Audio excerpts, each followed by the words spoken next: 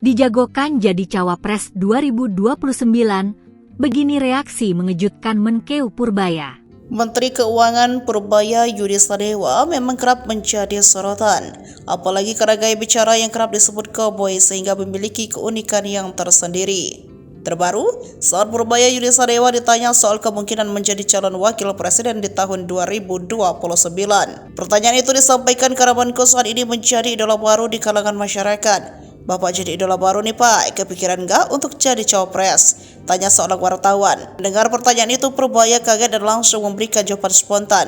"Baru juga sebulan kerja," jawabnya. "Itu kan bisa berubah, kalau ekonomi bagus." Ya begitu, tegasnya. Saat ditegaskan lebih lanjut oleh wartawan apakah mungkin belum terpikir maju ke ranah politik, Purbaya menolak secara tegas.